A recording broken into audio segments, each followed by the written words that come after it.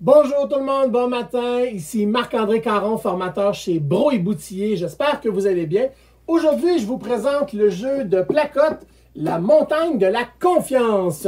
Les jeux placotte sont toujours des jeux de très grande qualité. Les boîtes sont faites au Québec, donc achat local. Yay!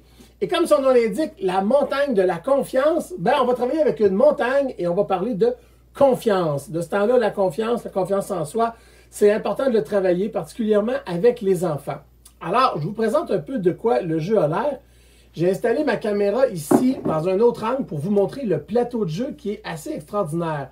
Parce que, avant de commencer à jouer à la montagne de la confiance, il faut monter la montagne.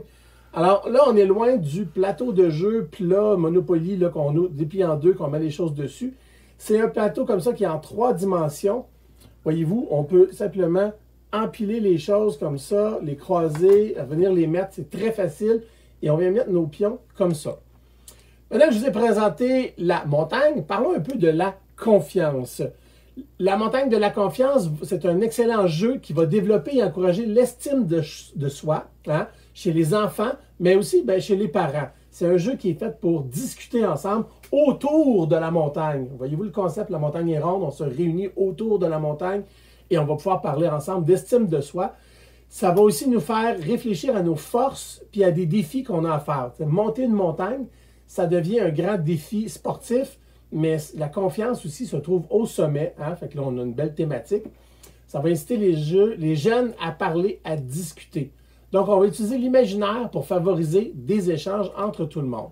Comment ça se joue? Une fois la montagne montée, on va séparer nos piles comme ça en 4 piles de cartes. Les cartes ont des questions. On a 4 catégories.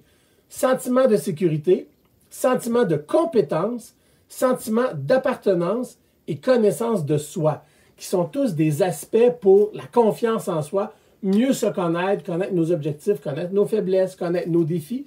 Ce sont des questions qui vont nous inviter à discuter ensemble. Et comment est-ce qu'on fait pour répondre aux questions? Je reviens au jeu. Bien, ici, on a un gros dé. Voyez-vous, c'est un dé qui est un peu plus gros que ce qu'on voit d'habitude dans les autres sortes de jeux. Ce qui fait que les enfants, ça va être beaucoup plus facile pour le lancer et pouvoir voir ce qu'il y a dessus. Ça, c'est vraiment le fun. Et là, l'histoire, c'est qu'on a notre ami Kili ici. Notre ami Kili, voyez-vous, il n'est pas très confiance en lui, Kili. Il a comme un petit peu peur. Puis là, il est pris dans sa grotte. Il est caché dans sa grotte en haut de la montagne de la confiance. Même si je le tourne comme ça, vous allez voir, là, il est dans sa grotte, pauvre petit Kili. Il est caché, il a peur. Et nous, on va jouer le rôle de ses amis. Il y a 4 amis ici. Les joueurs choisissent le pion qu'ils veulent. Et ils vont pouvoir partir sur le plateau de jeu. On a le 1 ici. Suivre le plateau, monter et pouvoir aller rejoindre Kili en haut. Mais comment est-ce qu'on monte? On lance le dé. 5. Et là, je commence ici. 1, 2, 3, 4, 5. Je tombe sur une case verte. Les cases vertes, ici, je viens voir mes cartes. Si je reviens au niveau des cartes. Connaissance de soi. Donc, on pige la carte.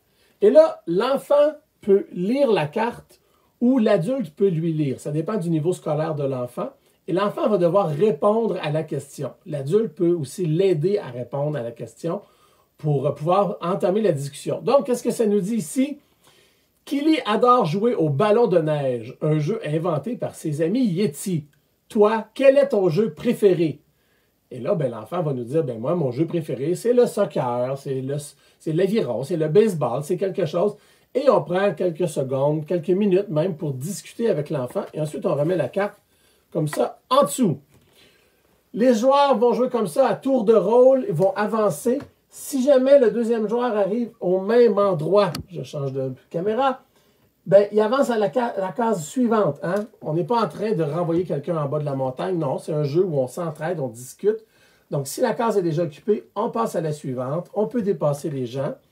Il y a quelques cases qui sont piégées.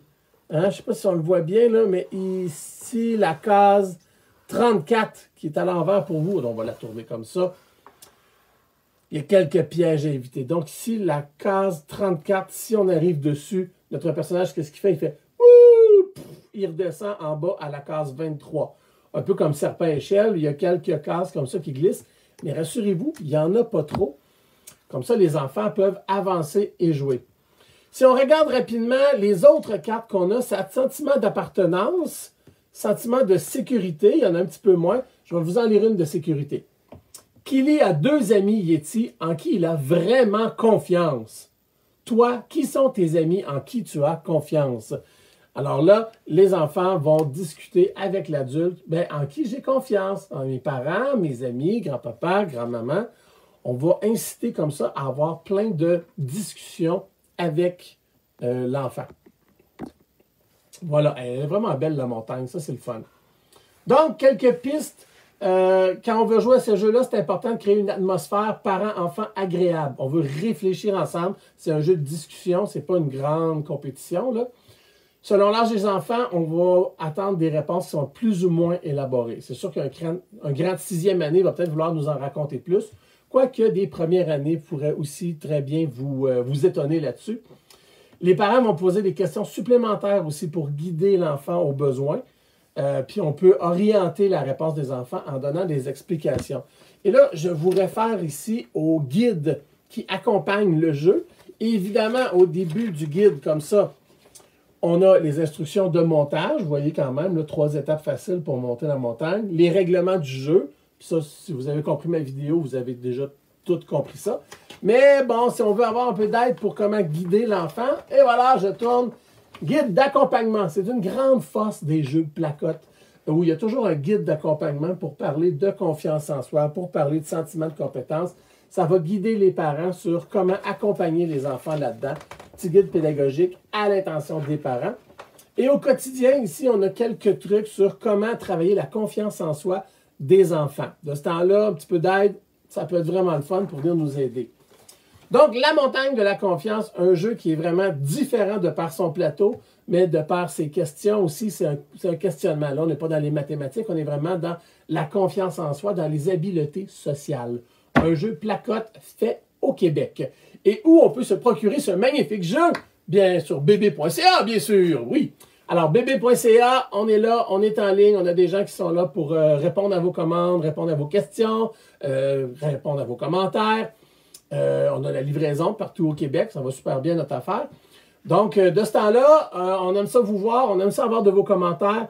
Moi, je suis là tous les matins, ou presque, pour vous présenter des jeux et j'aime beaucoup vous lire. Donc, mon nom est Marc-André Caron, je vous remercie énormément d'avoir été avec nous ce matin. La montagne de la confiance, moi, je l'aime bien ce petit jeu-là, c'est sympathique. Et on peut même garder juste les cartes après pour lire des questions.